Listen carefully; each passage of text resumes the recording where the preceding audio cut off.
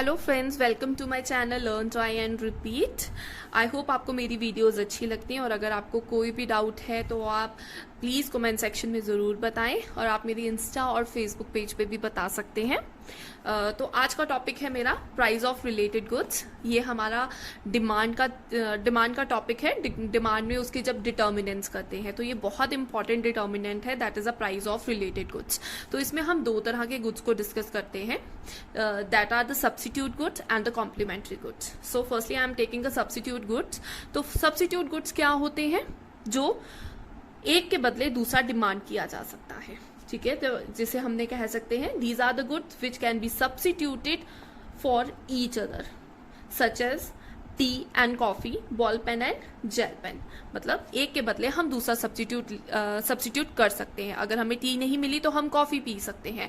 अगर सपोज हम किसी कैंटीन में गए और कैंटीन में हमने जाकर कहा हमें टी दे दो, वो कहता है टी नहीं है, तो वो क्या कहता है, पर मैम हमारे पास कॉफी, आप क्या कॉफी लोगे? तो दैट इज अ सब्स्टिट्यूट, ठीक है। वो ये तो नहीं कहता हमारे पास टी है तो आप, टी नहीं है क्या तो आप क्या हमसे पैटी ले लोगे या हमसे सैंडविच बाय कर लोगे, वो ये नहीं कहता। वो हमेशा टी का सब्स्टिट्यूट बताएगा आपको कॉफी, ठीक है। और वैसे ही हम अगर स्टेशनरी की शॉप पे जाते हैं तो स्टेशनरी की शॉप में अगर हमें जेल पेन चाहिए और उनके पास जेल पेन नहीं है तो वो कहते हैं ये बॉल पेन बहुत अच्छा आया, आप इसको चलाकर देख लो, क्योंकि उनको पता है कि वो ये पेन की नीड है। तो अगर जेल नहीं है तो मैं बॉल को सब्स्टिट्यूट गुड्स है उसका, वो उनको शो कर सकता हूँ। तो ये तो सिंपल हो गया कि हमारा ये सब्स्टिट्यूट गुड होता है। अब हमारा डिमांड के केस में सब्स्टिट्यूट गुड की जो डिमांड है वो कैसे इफेक्ट करती है, ठीक है। तो हम एग्जांपल लेते हैं। सपोज आपकी प्राइस है, प्राइस ऑफ टी वो इंक्रीज हो गई, ठीक है। आप टी पीते थे, आप टी लवर थे, आपकी प्राइस की जो टी की प्राइस है वो इंक्रीज हो गई। उससे क्या होगा, जो डिमांड है टी की वो रिड्यूस हो जाएगी और डिमांड कॉफी की इंक्रीज कर जाएगी। क्यों? क्योंकि जो कंज्यूमर है वो टी से कॉफी पे शिफ्ट हो जाएंगे, क्योंकि कॉफी उनको सस्ती मिल रही है, उनको चीप रेट पे मिल रही है। तो जब टी के प्राइसेस इंक्रीज होंगे तो टी की डिमांड रिड्यूस हो जाएगी और इंक्रीज किसकी डिमांड करेगी? कॉफी की। तो जब हमने इसको थियोरेटिकली एक्सप्लेन करना है तो आपने ये करना है, in case the price of one good increase the demand for the other good increase. So जैसे उन्होंने लिखा है, increase in the price of one causes a increase in demand of the other and decrease in the price of one causes a decrease in demand for the other। तो एक decrease का भी example ले लेती हूँ। तो this is a case of increase, ये मैंने आपको इंक्रीज समझाया। अब डिक्रीज में क्या होगा, मैं टी पीती थी, टी की प्राइस जो हो गई वो डिक्रीज हो गई। जब वो डिक्रीज होगी तो मेरी क्या होगी, जो डिमांड है टी की वो इंक्रीज हो जाएगी।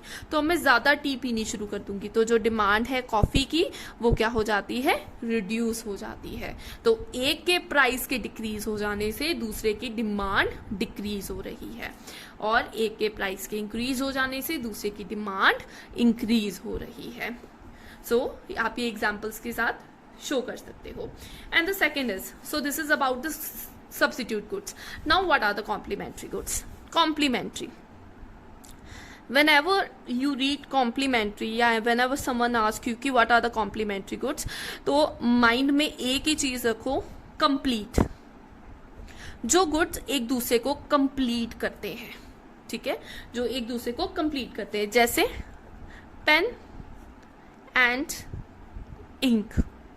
ये पेन है, अगर इसकी सिर्फ बॉडी हो मेरे पास और इसकी इंक ना हो तो क्या मेरा इसका कोई यूज है?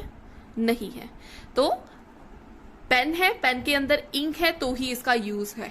तो these are the complementary goods, ये कंप्लीट कर रहे हैं एक दूसरे को, ठीक है ना। अगर मैं ये लेती हूँ कि मैं इसमें से ये निकाल देती हूँ तो इसका कोई यूज नहीं है मेरे लिए, इसका कोई यूज नहीं है। अगर ये इसके अंदर है तो ही इनका मेरे लिए यूज है। तो ये एक दूसरे को, पेन प्लास्टिक की बॉडी के अंदर इंक की, तो ये क्या कर रहा है, गुड को कंप्लीट कर रहा है। तो these are the complementary goods, जो एक दूसरे को कंप्लीट करते हैं।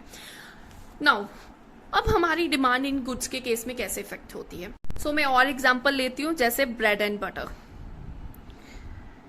Bread and butter. जनरली ये इकट्ठे डिमांड किए जाते हैं क्योंकि ब्रेड के ऊपर हम बटर अप्लाई करते हैं और उसको खाते हैं, तो ब्रेड और बटर को जनरली इकट्ठे लिया जाता है। तो these are also a complementary goods. So अगर कॉम्प्लीमेंट्री गुड्स में क्या होता है, अगर एक ही प्राइस में राइज आया है तो दूसरे की प्राइस में फॉल आता है। कैसे? दूसरे की डिमांड में फॉल आता है, सॉरी। अब एक एग्जांपल लेकर करती हूँ, ठीक है। एक एग्जांपल ले रहे हैं हम, अगर मैं लेती हूँ फाउंटेन पेन और इंक की बात करती हूँ। So I have taken fountain pen and ink, ताकि आपको कोई कंफ्यूजन ना हो। अगर कहता प्राइस जो है आपके फाउंटेन पेन की राइज कर गई है, ठीक है, price of fountain pen has increased, तो इसकी प्राइस इंक्रीज हो गई है, तो क्या होगा, इसकी प्राइस इंक्रीज हुई है तो इसकी डिमांड डिक्रीज हो जाएगी फाउंटेन पेन की। अगर उसकी डिमांड डिक्रीज हो गई तो क्या होगा, demand of ink will also reduce, ठीक है।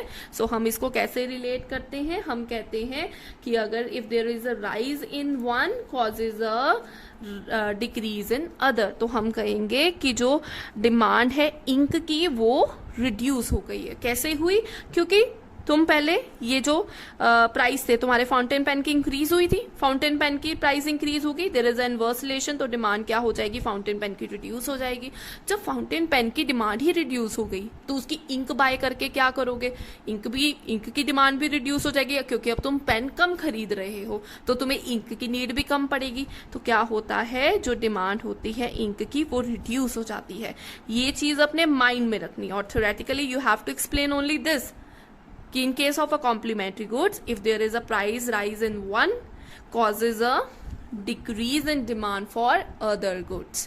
I hope आपको ये टॉपिक समझ आया हो, और अगर आपको इसके रिलेटेड कुछ भी डाउट है तो आप ज़रूर कमेंट सेक्शन में बताएं, मैं आपका डाउट जल्दी से जल्दी सॉल्व करूँगी। Thank you.